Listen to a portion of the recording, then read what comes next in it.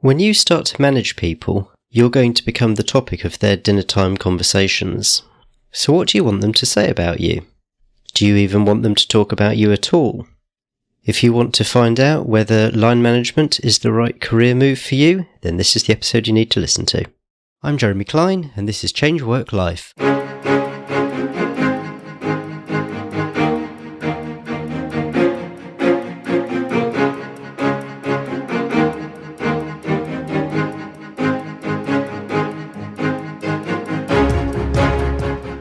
Hello and welcome to Change Work Life, the show where we're all about beating the Sunday evening blues and enjoying Mondays again. I'm a career coach, and in each episode my guests and I bring you tips, strategies and stories to help you enjoy a more satisfying and fulfilling working life. Moving into a management role often seems like a logical career step, but what does it actually mean to be a manager? If you're promoted on the basis of technical expertise, what skills do you need to acquire to be an effective manager? And what's the difference between a good manager and a good leader? My guest this week is Joanne Merrick, a leadership development expert with over 25 years' experience. She's helped grow the people at small mom-and-pop businesses like Deloitte and Amazon. You might have heard of them. Her book, Game On, Is Management Your Best Career Play? Helps readers decide whether to step into management. Joanne, welcome to the show. Thank you so much, Jeremy. Great to be here. So I've got loads of questions, so I'd just like to get on with it and go straight to those, if that's all right. Let's do it. I do like to let folks know that I have an Australian accent. If they're wondering what my accent is, it's Australian. I like to get that clear up front, because if I don't, people are like wondering what my accent is, and they're not listening to anything I'm saying. So. Well, thank you for clearing that up. All right. So if you're going to move up the corporate ladder, is line management inevitable in order to do that? I don't believe so. I really don't. In fact, I think that there's a lot of people that think that it is. You know, I think it's one of the misconceptions actually of management, that management is a natural next step for everybody. And, you know, frankly, management isn't for everyone. And I encourage people to kind of be really curious about the role itself before jumping into a management role. I find that, you know, I'll take engineering as an example, because I lived in the Silicon Valley for a period of time and I've worked with a lot of engineers. There's some great engineers out there, but it doesn't necessarily mean that they're great engineering managers. So I really encourage people to get curious, which is obviously why I wrote the book. The book is the what, it's not the how, because that would be 20 books. But it's, you know, what is this role? Because I would hate people to kind of find themselves in the role, in the inevitable kind of trustful exercise that promotions, you know, happen for people on so many occasions.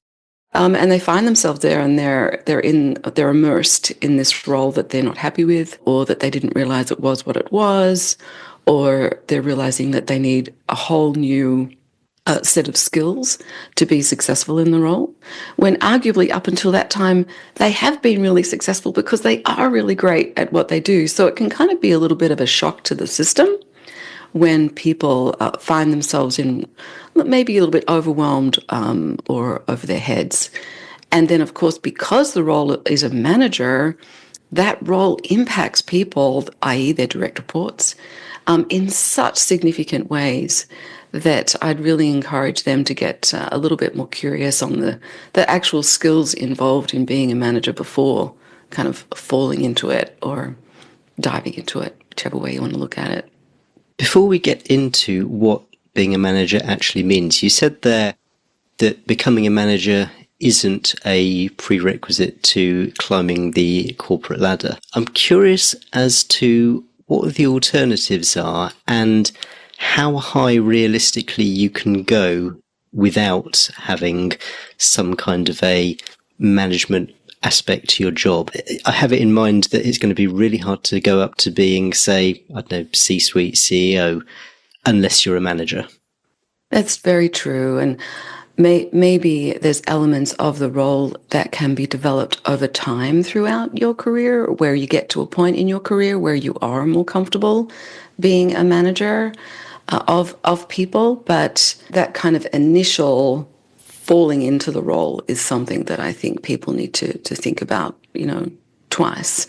I've often find that people at more executive levels in organizations have forgotten some of the fundamentals of being a great manager, I've got to be honest, and I think they're often the ones that are less inclined to go to a training program, unless it's a really great organization where at all levels across the company, there's a requirement to have some kind of management or leadership training, or even it doesn't need to be training like discussion group or 360 assessment kind of experience that people can have just to double check that the impact that they're having on others is exactly what they intend it to be.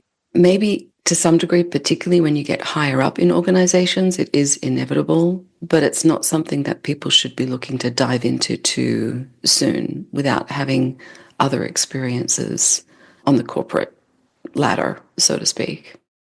And at a high level, where we're talking about management here, are we predominantly talking about people management, or are there other aspects to it? So I don't know, budgetary, this springs to mind as one possible example. Yeah, I think people think of managers as just managing people, and managers actually manage a lot more than people. There's, to your point, the financial side of things. Usually at a management level, there is some kind of budgetary management in some way, shape or form, but you're also managing tools. You're managing information. You're managing whatever other resources might be available to you and your team. So there's a lot to, in inverted commas, kind of manage. Can you talk a little bit more about the tools there? Because that was something that I hadn't really thought of. But do you mean sort of like the things like the IT, the tech, that kind of thing? Yeah, it's whatever tools your team needs in order to be successful. Is it a new software program? Is it a tool in the terms of another resource, such as another area of the business? Is it a website? Is it, there could be a number of different tools that managers need to just be ahead of the game to think about, well, what does my team need in order to be successful? And then do whatever they can to influence the implementation of that tool. And this is where it gets a little bit tricky in higher corporate organizations, because you might think that there's a perfect tool, such as, I don't know, an example might be an onboarding tool. There's lots of great new onboarding tools out there, but companies have an onboarding process, which is really important to onboard new hires in the best possible way. And a manager might think, oh, I want that onboarding tool for my team. And then they might go to the appropriate resources to get that in place. And those appropriate resources say, yeah, we're not doing that. It's like in Australia, it's yeah, nah, we're not doing that. So then as a manager, you need to find a way around getting the tools that you need in order for your team to be as productive and successful as they possibly can be. It can be a tricky game, to play. And when you go for the example of tools there, you mentioned other bits of the business. And I suppose this comes to potentially managing people, but sort of managing people in the sense that they're not in your team, but they're other people in the business who you would like to help your team. So it could be either a complementary business line, or it could be something like a service function within the business, like HR or IT or accounts or payroll, or whatever the team needs, which will better enable them to do their job, which is in another bit of the business. Exactly. Great example of that. I worked for a little bit in manufacturing. So how much are the sales guys talking with the customer support or customer service part of the business? How is that linking into the manufacturing element of the company? Is everyone talking to everyone, or is everyone kind of operating within their own personal silos and just getting done what they think needs to happen? So managers need to be ready to, reach out to other areas of the business that their teams rely on to be successful. And also the opposite is true as well. They need to be available and open to ongoing communication and feedback, regulation sometimes in some respects, to make sure that they are available and supporting other areas of the business as well. Another misconception of being a manager is that, you can manage people from, your own kind of isolated area or in isolation, and that is just absolutely not the truth. You need to be available to your team, you need to be available to your peers, you obviously need to be available to your management, as well as other areas of the business that you impact or are impacted by your team. You mentioned their misconceptions. I'm interested to know what other misconceptions people have about what it means to be a manager. Yeah, I think some people think that managers do less work. So, they can kind of delegate out everything that they want to get done, and they just kind of sit back and wait for their teams to do that. That is absolutely not the truth. I think there is a lot that goes into delegation.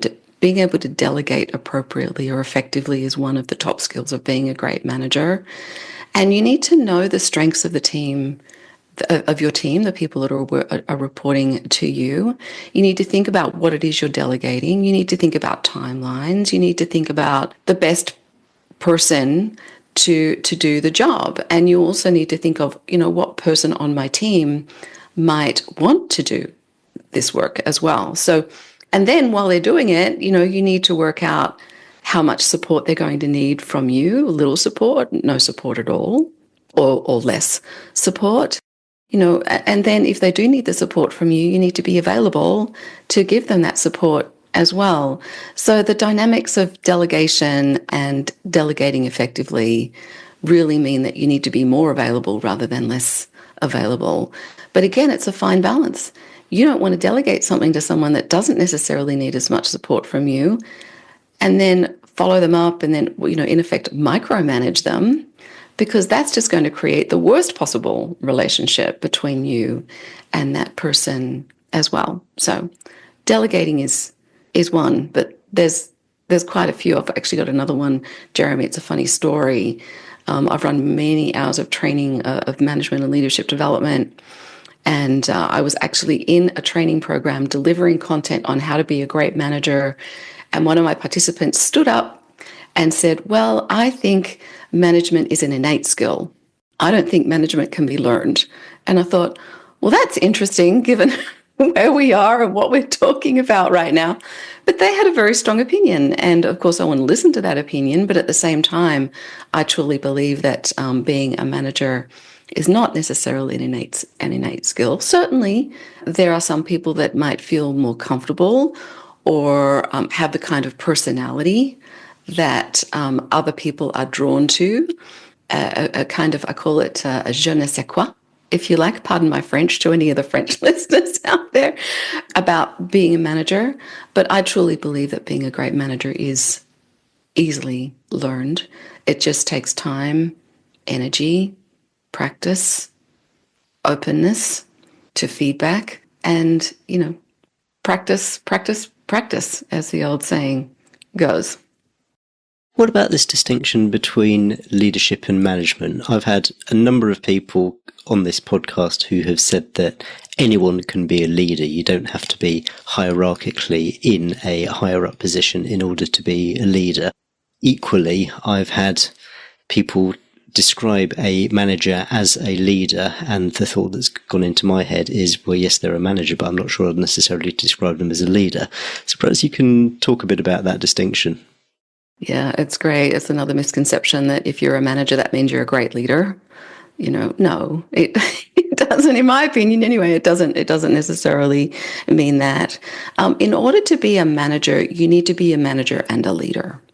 You need to do both. You need to balance them out. And I do think at certain levels throughout organizations, like new managers tend to use their management skills more, but they must have leadership skills. As you move up through the hierarchy of any organization, you tend to use more leadership skills, but you also still do use management skills as well. So yes, there can be a change as you grow and develop, but you need to have the fundamentals down pat. So I see management as being the fundamentals, on the ground management tasks, such as hiring, such as terminating or firing if that needs to occur, looking after projects, managing projects, directly managing people. I think managers need to see themselves as the organizations in the eyes of their direct reports, because they often are the one and only link to the rest of the company that the individual, the direct report might have. Management is about budgeting, as you mentioned before, problem solving, planning. You have some level of authority as opposed to leading, which is more the art of management. So management is kind of the science and leadership is the art. Leadership is about the motivation. Yeah, management for me is a science. There are elements to management that you can teach. And the challenging part, by the way, with some organizations is the science of management can be different by company. For example, companies might hire differently or have different hiring processes. But leadership is the art. It's the vision setting, the direction setting. It's the alignment of people. I actually determine the leadership as being unifying others towards a common goal. That's how I kind of define leadership. But it's all the motivating, the engaging, the inspiring, driving change. Trust is a huge element there as well. So yeah, management is the science and leadership is the art. Management is more about authority, because you do have some level of authority. But in leadership, you learn that it's not all about the authority. It's more about your ability to influence people to get things done that you want to get done. I also think that management is often operating kind of within paradigms, whereas leadership is kind of between paradigms of experiences. So for me, they're very different, but managers need to do both. And they need to know when to pick up on their management skills, and they need to know when to dive into the leadership element of their roles. Can you just elaborate there on what you meant by within paradigms and between paradigms, just for someone who's perhaps struggling a little bit to interpret that? Yes. So we all engage in our day-to-day with our own level of paradigms, how we see the world, how we engage with other people. And that is determined a little bit by our experiences that we have with whomever we come into contact with. Operating between paradigms is really looking outside of yourself and thinking, how might another person see this situation or circumstance? What might their point of view be? How might they approach this particular situation or circumstance? So it's leadership is about knowing yourself, but also looking more beyond yourself and seeing things from other people's perspectives, and then finding some kind of meet in the middle area where you then start to see each other's perspectives and experiences as one rather than differently. So if somebody is presented with the possibility of management as their next career step, what are some of the things that they need to think about in order to make the decision about whether this is actually the right option for them? I think the one fundamental that's coming up for me, Jeremy, is, do I want to interact and engage with other people? Am I willing to look at myself in a way that is really, that has me think, what impact am I having on this person or this situation? A very self-reflective perspective, because, what are we in life if not the impact we have on other people? And managers have an extremely relevant role that has a significant, or can have a significant impact on other people. So are folks ready for that? I think they need to ask themselves that question, what impact is it? Or what impact do I want to have in my role as a manager? And then the second question they need to ask themselves is, why do they want to be a manager in the first place? What is it about the role that interests them or excites them that's going to get them up out of bed every morning, really wanting to be one? And what reasons have you seen beyond, if I want to get promoted, then that's what I'm going to have to do? Yeah, I think it's innate. Beg my pardon. It's an inner drive to make a difference and make a difference with other people. For me, being promoted to manager, it's not just a promotion, it's a personal transformation, especially these days. I often joke about the actual title of a manager because it's kind of funny. I mean, the title has been around for a long time, I think since the Industrial Revolution, in which case it probably was a really appropriate title. But the title now is just so outdated. And I was joking about this with a colleague of mine years ago. He was a VP of a talent and leadership kind of function within a fairly large international organization. And he played along. He said, well, Joanne, if you don't think manager is the right title, it certainly didn't reflect what we were teaching the managers within this organization. He said, what would you call it? What would you call what would you rename the title? And I said, communicator. And then I said, no, empowerer. Just imagine a company full of empowerers and senior empowerers, right? Just imagine the cognitive difference that would make in terms of managers actually realizing what their responsibilities were. Because it's not to manage anymore. It's to empower, to engage, to communicate, to enable people to thrive. And I think it takes a certain person to want to do that. And that's the question that people need to ask themselves if they want to get into management roles. It's, am I prepared to put myself second to my direct reports? Am I ready to become the topic of dinner time conversation? Because let's face it, who doesn't go home and talk about their managers? Their other halves know their managers, their other halves know their spouse's manager by name, no doubt.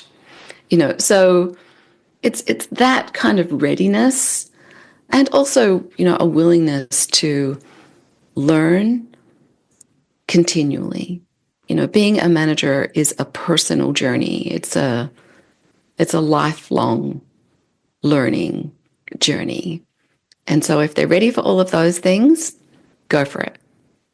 I love that point about, are you prepared to be the topic of dinner time conversation? Because, of course, most people will come home and complain about their boss. It's pretty standard. And so I guess not only does someone need to acknowledge that that's going to happen, but I think what I'm hearing from you is that they also need to really aspire to be the person who doesn't get complained about. I mean, it's going to be inevitable, but really the mindset is, how do I support my direct reports rather than be the person that they're constantly whinging about? Exactly. And it can be a fine balance. I mean, the realities of a management role can sometimes get in the way of that. There are absolute circumstances where managers do have to lay off their staff. I mean, it's happening more and more, particularly here in the US, and it's a difficult that you need to cut your budget for the year by 15%. How are you going to do that?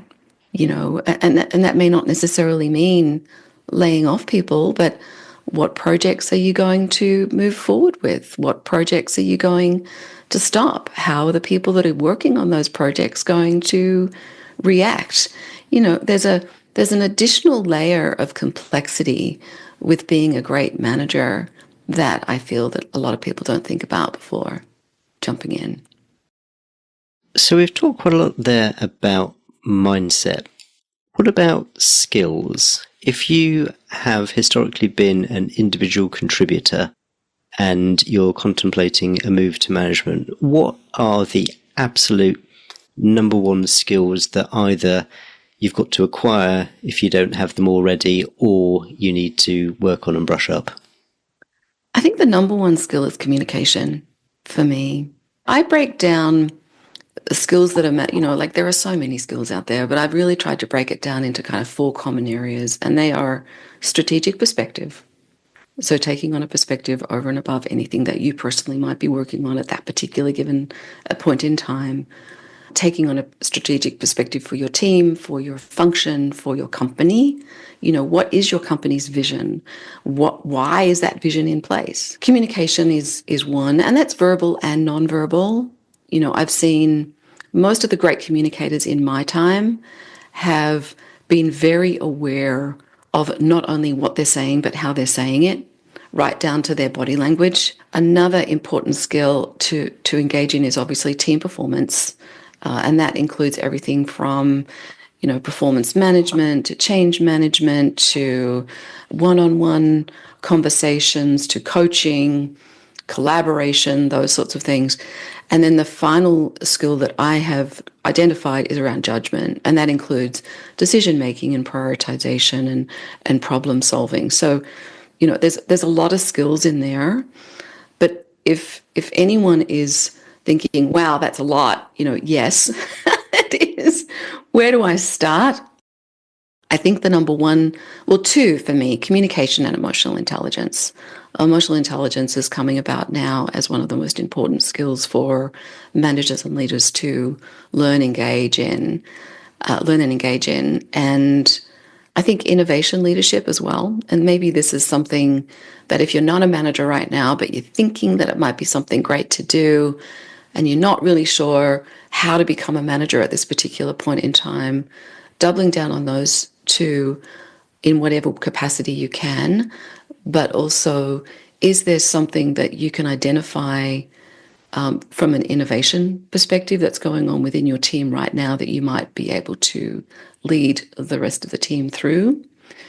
That might be a new process, or that might be stopping something that's not working and thinking about another way of going about doing it. There could be a number of things in there, but I think those three for me would be the top three, Jeremy. I feel like there's got to be in there humility, self-reflection, and self-knowledge. Certain that there are people who go into these sorts of positions who believe already that they are great communicators, when in fact most of their team are going, nah, you're not really. That's exactly right. I would put that in the bucket of emotional intelligence. Yes, absolutely. Self-reflection, the ability to build trust, being humble enough as a human being to go, oh man, maybe there's a different way. Maybe there's a better way. Or maybe I messed up that time. I'm going to learn from that experience and I'm going to change things moving forward. That's why I find emotional intelligence 360s to be incredibly important for leaders, because it gives a 360 assessment is like an assessment that an individual might engage in where they complete an assessment on a certain level, a certain number of skills. Their peers do the same thing about them. Their direct reports do about them if you've got direct reports. And obviously your manager or higher leadership can complete the same assessment. And then from that assessment report, you can kind of get a clearer idea on how people do perceive you, what's working well for you in terms of how you're communicating and engaging with others, and maybe what's not. But in order to take on that feedback, you're right, Jeremy, it can be a really challenging experience for folks. And this is where Carol Dweck's famous work on having a growth mindset comes into play. And that's having a growth mindset in terms of building and developing your own capabilities. But when you become a manager, it's even more important, because you need to engage with your direct reports with a growth mindset as well. Now, ideally, someone who is promoted to a management role would receive all manner of training and support about what that means, especially if historically they have had an individual contributor role. But we've both heard, I'm sure everyone has heard of stories of people just being promoted to manager and not giving any support or training, just they're kind of magically expected to know what to do and to get on with it. So for someone in that position, maybe there just isn't available, there isn't a sort of curriculum within the company of training and support. And so they're kind of left to do it on their own. What are some of the ways that someone can effectively design their own curriculum and upskill themselves? I think that's a great point. I heard a horrifying statistic recently that said that 75% of managers are not trained in their roles.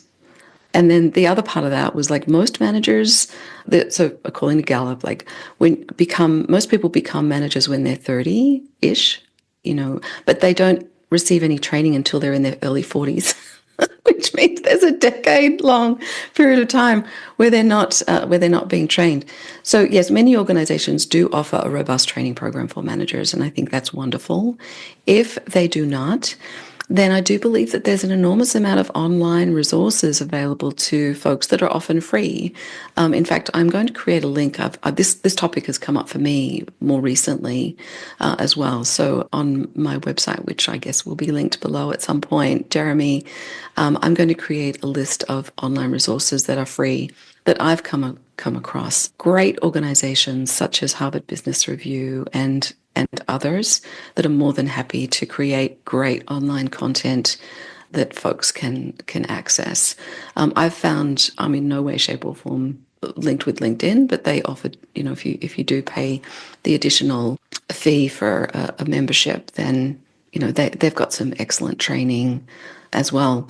I think in the absence of that, to just become a little bit more observant of your managers and managers around you, their behavior, what they're doing, what they're saying, how they're saying it, how they're engaging with you. Look back on your experience of being managed by a great manager and start to think about what is it that I noticed was great about their management that was important to me, because everyone might be a little bit different. And then emulate that to some degree as much as you possibly can. I would find a great coach, someone that you love working with, that you can role play different situations or scenarios with. Any way that you can kind of tap into developing a management level of capability and looking at your interactions on a day-to-day basis through that lens will be helpful. If you're on a team, volunteer to lead the team meeting. You might say to your manager, if you feel comfortable, hey, I'm really wanting to maybe be a manager in the future, and I would love your insights, your support, your guidance. By the way, a tip of the trade here, Jeremy, don't go to your manager and say, I want your job. That won't work. That won't work for anybody. But I would love a role like yours, or I would like to explore being a manager in the future. I would like to think that your current management would be delighted to be able to share some of their experiences and to enable you to grow and develop in that way. Well, if that manager has the mindset of bringing on their people, then you would hope that they would be receptive to that kind of thing. Well, right. I think most managers want at some point in their career to be able to take a vacation, right? So they don't want to be a bottleneck. They want to grow people around them that can lift up the team so that they don't necessarily, have to be there. It's a win-win for everyone. But it does take practice. And to your point earlier about being an executive within a company, practice makes perfect with any of these types of skills. And if you think about it, amateurs practice to get things right, but professionals, they still practice. And generally it's to keep from getting things wrong. So we need to keep those neural pathways running nice and clearly in terms of building, developing, and keeping the skills that we have on being great managers and great leaders. When it comes to dividing time, I've heard some people say that you should actually be devoting 30%, 40%, 50% of the time that you spend on line management, and then the other percent doing whatever the the other functions are of the job. Whereas in practice, it feels like a lot of people will do this just off the side of their desk and do it with an absolute minimum that they can get away with. And I'm thinking particularly in my old profession as a lawyer, where chargeable hours were king, and so people who were in line management positions were also partners. They were expected to bring in business, they were expected to do work, and all too often line management took at best a third or perhaps fourth place behind various other things. What's the, if there is such a thing, what's the counsel of perfection in terms of, if you are going to be a line manager, then you can expect to and really should be spending X% of your time on that particular function? That is such a great question. How long is a piece of string for you, Jeremy? I hate to say it, but the answer, it depends. The main point here is to make sure that you are doing as a manager, or prepared to do as a manager, what you need to do. So if your team needs you, and by the way, you never know what your team is going to throw at you. Like, believe me, you can never anticipate what might be going on for your team personally or professionally. But when and as those experiences or those circumstances come up, as a manager, you have to be there. You can't go, you know what, I'm too busy, I've got my own things to do right now, so I'll get back to you on that. That's not what great managers do. Great managers are there when and how their teams, and for what their teams need them. And they do also, as you pointed out, no doubt have their own projects or initiatives going on that they need to work on. So it's a challenging one. From my perspective, I believe that the people that report to any manager are the priority, because as a manager, you're just not going to be successful no matter what you do unless your team is looked after and feeling great. There are things that I have done with my team to free up my own time, and I can give you an example. I suggest that people have a one-on-one regularly with each of their direct reports. Now, I also realize that if you've got 26 people reporting to you, as I have heard some managers do, that is near to impossible and probably not necessary at the end of the day. So you work out something there. But if you have a team of 4, 5, 6 people, then to have an hour one-on-one with each of those people is important. It's a time when you generate and create relationships with them. It's a time where you catch up on their work initiatives. It's a time when you give them an opportunity to ask you questions and clarify thoughts, etc. But if I have a direct report who I feel needs maybe a little bit more time with me other than my regular one-on-one with them, I'll schedule a second one-on-one, maybe like later in the week. So if I have my regular one-on-ones, I used to have them on Mondays if I could. It would be a great way to start the week, finish off what was done the previous week, and then get things going. If I would offer, not to all my team, because frankly, all my team didn't need it, but those that I felt needed it, I would offer them another hour later on in the week. And that hour would be in my calendar, would be in their calendar. If they wanted to cancel it, great. They get the time back, I get the time back. If I have to cancel it for whatever reason, I really try not to, then, I can reschedule or, whatever. But the point is they know that I'm making time for them in my calendar, and it gives them a little bit of control too over the situation when they know that Joanne's there if needed, and if they don't need me for whatever they can just cancel that meeting and all is well. We just have our regular one-on-one the following week. So there are processes or systems that managers can put in place that adequately enable boundaries while also ensuring that everything else is being addressed as it needs to be. I'm also a huge fan of blocking out time in my calendar as a manager to get the things done that I need to get done. So, calendars are obviously a great tool for that as well. And I also just finally set expectations up front with my team. So, I'll say to them, wow, I'm working on a really busy project right now. If I'm less available, that's probably why. I want you to know that I'm here, and if you really need me, this is the best way to contact me, kind of thing. But it's all about just being open with your communication and letting your team know what's going on with you and that you are there for them. And these are the best ways to get in contact with you should they need to.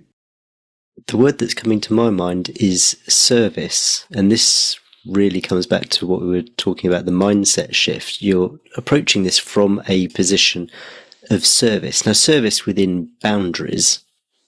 Someone can't just walk into your office any time for whatever reason, if that's the time that you've blocked out to do your own work. But that's really the overarching theme that I'm hearing, is you are there to serve your team and not the other way around.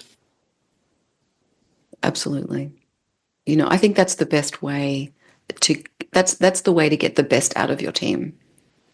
Put it that way. And it's not service to the point of it negatively impacting you as a human, right? It's just having the mindset or having the general frame of reference that I need to do whatever I can to enable my team, the people that work with me, to thrive.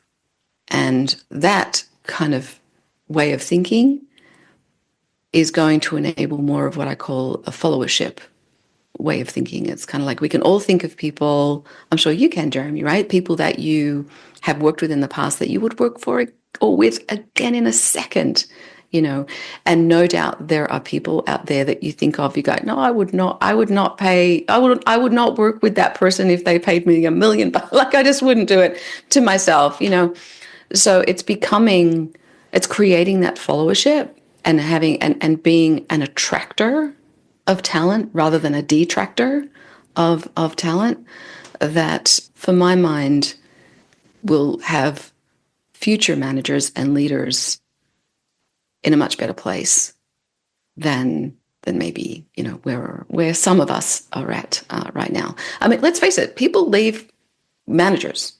They leave companies too to some degree, but people leave managers, and managers find themselves in roles, especially if, going right back to what we started to talk about at the very beginning, to find yourself in a management role and think, wow, this is not at all what I thought it was going to be, is not a very pleasant place for anybody to be. So let's avert that. Let's not go there, Jeremy. There's one last thing which I'd love to get your thoughts on, and that's the person who has just taken on a management position, and now they have people who were their contemporaries, they were their colleagues, and they have now become their reports. What are some of the challenges that you've seen there, and how do people manage that kind of shifted dynamic? Yeah, it's an interesting one, isn't it? This is why I suggest 360 assessments are really good, because you get a perspective of everybody, of you. And let's face it, if you're an individual contributor right now, who's potentially going to be one of your future direct reports is your current peers, right? So let's face it. So let's start working on the relationships that we have with our peers right now. What are we doing right now to bring out the best in our peers? How are we communicating with our peers? How are we listening to them? Are we listening? Are we really listening to what they're saying? Or are we just having a conversation where we're thinking about what we're going to say next in the context of what it is we're talking about? Start thinking about those relationships now. Ask for feedback. If you're in a meeting with a group of people, or you've just done a presentation, or you're about to do a presentation and you want to rehearse something with it, rehearse it with your peers if they're open to it. Why not? Start getting that feedback early and often, because the information that you get from those interactions will be pure gold. And what will happen is that people will start to see you as a leader even before you see yourself as a leader. It's kind of like what's that analogy, Jeremy? You can help me out here. The bubbling up to the top. The greatness just kind of naturally bubbles up to the top of people. I don't know, but that's the visual that comes to mind for me. You need to be open to being more of service, even if it is to your peers right now. And those little actions over time will change their perspective of you into potentially becoming a leader in the future. You want, when you are promoted to a manager, you want your peers cheering you on, irrespective of whether they're going to report to you or not, right? So you don't want them thinking, oh gosh, I never want to work for him or her, that I'm at, that's hard. You don't want them thinking that. So being a little bit more aware of our current behaviors, the current impact that we're having on others, how we're bringing out the best in ourselves and others, and doing it over time. Nothing's going to happen overnight is a nice way to think about it. Yeah, and I think that highlights that the counter can also be true. If someone isn't spending time speaking to peers, finding out from peers how they're doing, bringing them along for the ride, then that could suggest that unless that person does a little bit of extra work on themselves, perhaps to start doing that they might not necessarily be cut out for line management. Right. I've some of the best managers I have ever worked for have, and some of them really quite, I'm thinking of one in particular, quite senior in the organization. We would get off a group call and they would contact me personally and say, how'd that go? What went well? What could I have done differently? And they're openly curious about it. And to be honest, the first time they did that, I was like, wow, why is this person calling me? No, you were fine. Everything was great. Good. But then when they did it a second time or a third time, I was kind of like, oh, wow, this person really wants my opinion. This person cares about what I'm thinking of them and how things went. Wow, here might be an opportunity for me to show my leadership.